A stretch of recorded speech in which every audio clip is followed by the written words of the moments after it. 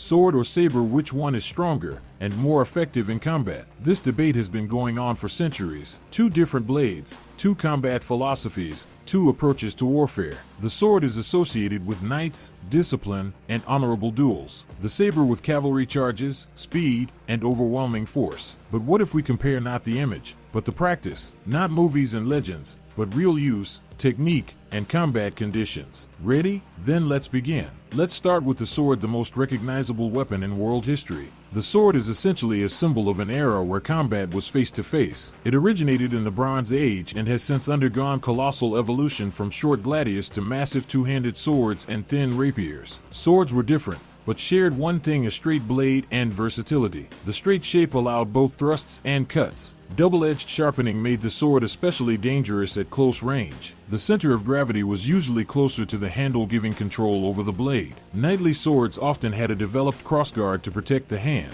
There were swords for infantry, cavalry, duels. Swordsmanship techniques were complex, developed over centuries, and passed in fighting schools. In Europe, these were fencing schools like the German Lichtenauer or Italian Fiori. A swordsman had to know not only how to attack but also defend and control distance. Some techniques even included working with the hilt or grabbing the blade for close combat. The sword was effective against light armor. It was a weapon that gave the fighter a choice: attack directly or play for endurance. Even after the advent of firearms, swords remained in service for a long time as symbols, auxiliary weapons, relics. The sword most often features in literature and film. It was chosen by those who needed to control the battlefield on foot.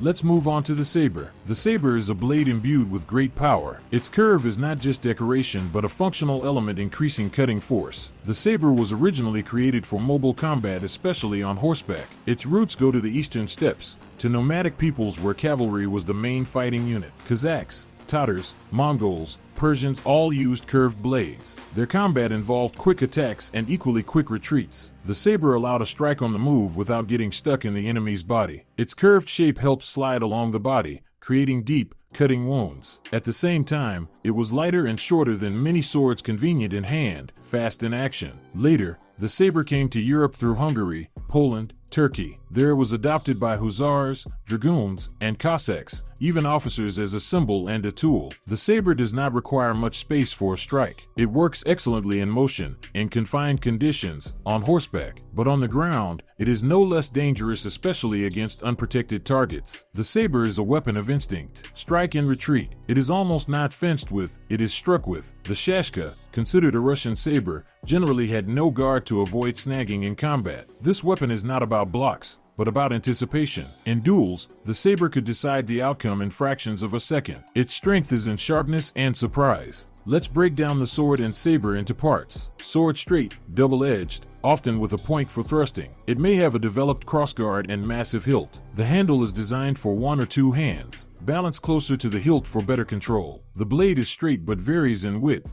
often with a fuller groove that reduces weight. The sword strike is more direct, concentrated. Saber: curved, single-edged, often with a guard or closed knuckle bow. Its blade is thinner, lighter, with the center of gravity shifted to the tip. This gives greater inertial force to the strike. Sabers are often longer than swords at the same weight. Some sabers had a notch on the back edge, enhancing the sound effect. Psychological pressure. In manufacturing, the saber is simpler and faster to produce, but it requires a different technique. The sword is designed for combat where you both hit and defend. The saber to strike first. The sword needs armor. The saber prefers lightness. This is visible in the material, weight, and blade shape.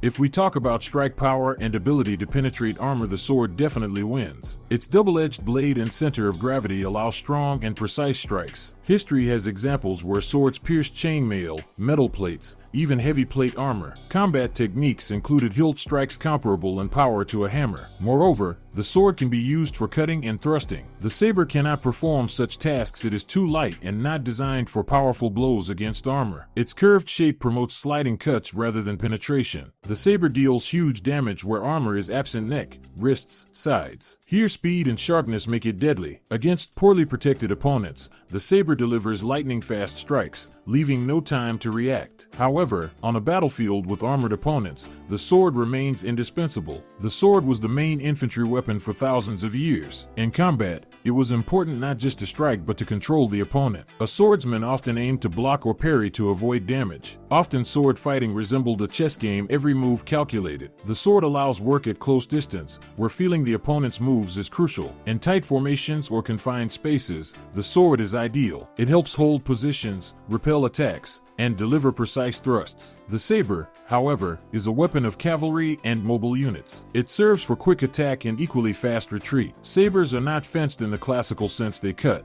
delivering powerful slashing blows, especially effective on the move in fast-paced combat. This is a weapon of maneuverability, lightness, allowing changing positions and angles of attack. The sabre is used to strike from the side, neck, wrist where there is no protection. In duels and skirmishes without armor, the sabre is nearly ideal, but against armored defense, the sword wins. Thus, sword tactics involve control, endurance, and stamina. Sabre tactics: speed, aggression, surprise. They reflect different fighting styles and military traditions. Understanding this explains why neither blade completely replaced the other. The sword long ceased to be just a weapon, it became a symbol of power, honor, and valor. In the Middle Ages, the sword was given at knighting. It is associated with royal authority and ideals of justice. In legends and tales, the sword holds a central place. Think of King Arthur and Excalibur. In fantasy, the sword signifies heroism and courage. It embodies stability, strength, and order. The saber symbolizes freedom, speed, and decisiveness. In Cossack and Eastern cultures, it is linked to the spirit of struggle and personal bravery. The saber often appears in folk songs, tales, and epics, reflecting the quick and unpredictable nature of its owner. For many peoples, the saber was not only a weapon but also a source of pride and decoration. It symbolized martial valor and national identity. In Europe, the saber is associated with hussar hordes and officer honor. Though fundamentally different, sword and saber both became integral to their people's cultures. These symbols continue in cinema, literature, and art. Sometimes cultural significance dictated the choice of blade. After all, a weapon is not only a tool of war but part of history and the soul of a nation. Understanding this helps appreciate not only the technical side but the depth of meaning in these blades. So, let's summarize. The sword is a versatile weapon with great potential for control and prolonged combat. It is suitable for fighting in formation, in close conditions, against armor. The sword requires endurance, skill, and tactical thinking. It symbolizes strength, stability, and tradition. The saber is lighter and faster. It is a weapon for lightning strikes and sharp maneuvers. Its advantage is speed, mobility, and the ability to deliver a deadly strike in one motion. It is better suited for combat on the move, on horseback, or in light gear. Choosing between sword and saber means choosing a combat style, tasks, and even philosophy. If you value control, stability, and versatility, choose the sword. If speed, surprise, and aggression are important, choose the saber. No weapon is better in all respects. It all depends on the situation and goal. History shows both sword and saber found their place in humanity's arsenal. In skilled hands, both blades become the warrior's extension, the tool of fate. Which would you choose? Write in the comments. If you're interested, I can make a continuation analyzing other types of blades. Thanks for watching. Like, subscribe. See you in next videos.